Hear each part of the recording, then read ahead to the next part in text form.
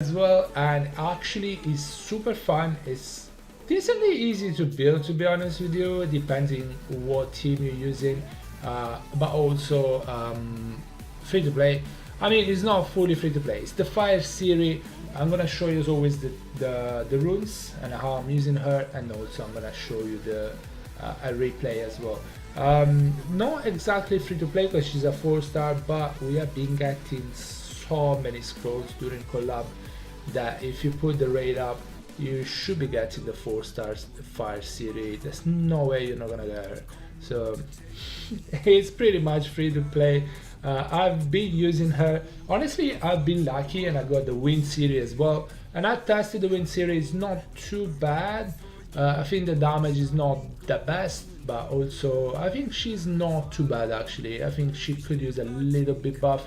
But I've been liking more the Fire series. Yes, I have been liking more the Fire series. I don't have the water one, so I cannot say anything about the water one. Good thing about the Fire series is she awakens into crit rate, so it's easier to build her faster.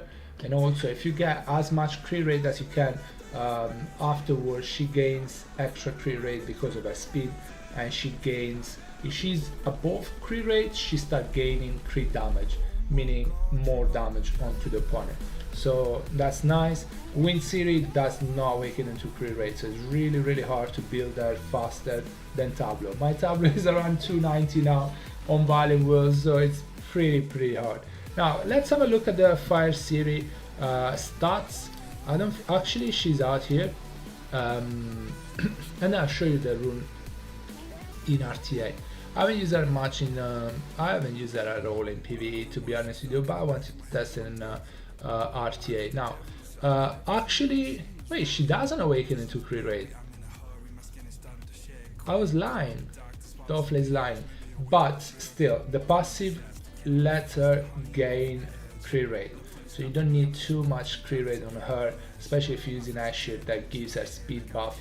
She's gonna gain even more crit rate, so you're gonna gain more crit damage. You know, it's easier. You don't need 100 crit rate on her. If you do get 100 crit rate on her, it's good because she gets even more crit damage at that point. But yeah, the base stats now, almost 10k at HP, that's okay. 800 attack, 527 defense, oh my god. 106 speed is not bad though. Skill 1 does actually have a glancing debuff. Is that 50%? It is a 50% chance of landing a glancing debuff, which is good when you fight those unicorns. To be honest, glancing debuff can be annoying. It depends how lucky you are, because if you glance even a fire monkey and the monkey actually glances, then it does a lot less damage. I don't have it fully skilled up because I can't summon any more series. Skill 2, attack the enemy 3 times, inflict damage proportional to your attack speed and enemy's max HP. So the tankier they are, HP wise, the more damage you're gonna do. Now the passive is what makes her, in my opinion, pretty good. Your crit rate increase in proportion to your attack speed. So the faster you are, the more crit rate you gain. Additionally, if your crit rate exceeds 100%, your critical damage increases by the exceeded amount, which is really good. Then this is just for guild content, so it's not gonna help in RTA, but it's always good because you can try to use that in Siege, in guild content. I don't think she's great for that though, but yeah, that passive, it makes it usable. The Wind one doesn't gain any crit rate, so it's really hard to build that faster than Tableau for me. And you need 100 crit rate, otherwise you try to ignore with skill 2, you miss the crit, and now you have a Wind series in the match that didn't do anything and probably gonna die straight away. So yeah, anyway, Fire series as of right now is built like this. She's on 91 crit rate, and she does get to 100, and she gets crit damage because she definitely goes above that. So you're probably gonna get around plus, I don't know actually how it works, but definitely gonna get some more crit damage. Now she's on speed crit damage attack on Swift Blade, I'm pretty sure, and just focused on speed attack. The accuracy is not needed, but I usually use this on something else.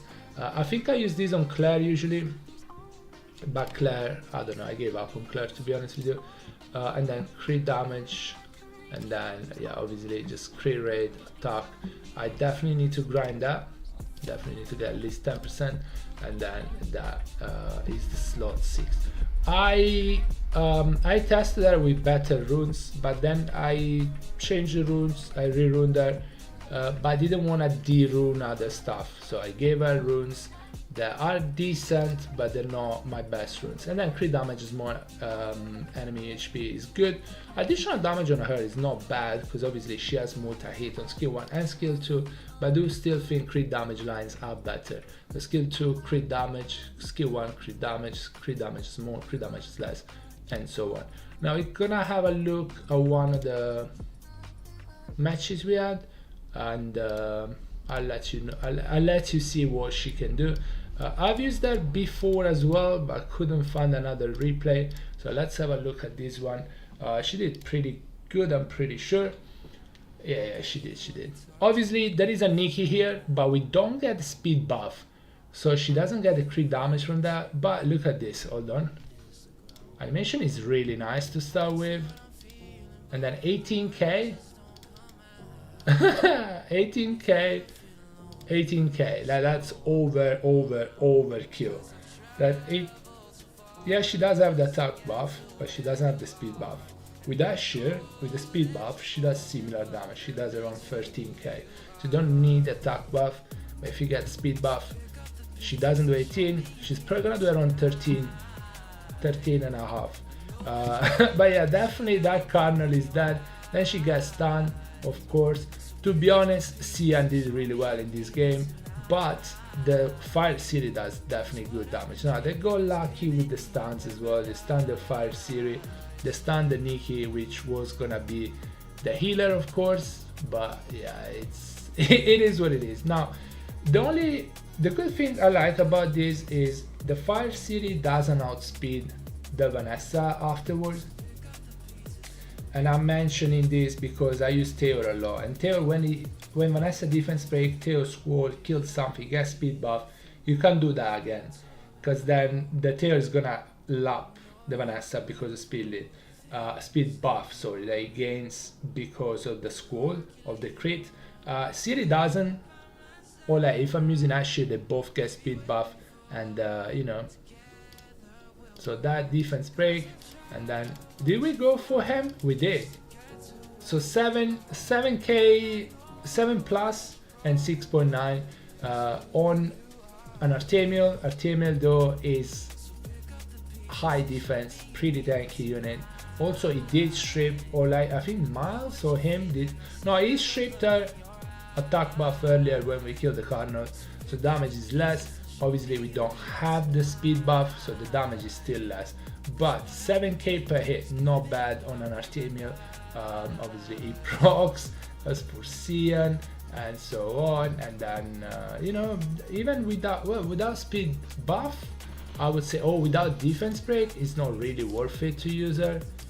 But with the speed buff or attack buff, she does okay damage. 4k.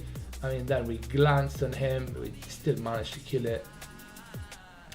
But yeah, it's definitely better if you use a defense break at least. And now we do attack with the defense buff. Again, we don't have attack buff, we don't have speed buff, but 6.5 and 7.5, that's decent amount of damage. That's 14k without speed buff and attack buff, so that's good damage on that. And then we move on, we keep on moving, we bomb it, and then skill 2 without speed buff and attack buff, it's not gonna be hitting for 18k like he hit the Cardinal by 11.1, and then more, even more. Even more. So really good damage. I do like this unit, not that hard to set her up. You just need that defense break. If you have a speed buff, she gains crit damage, so she does more damage. If you get a attack buff, obviously she does more damage too. Guys, that's gonna be it for the video. Let me know in the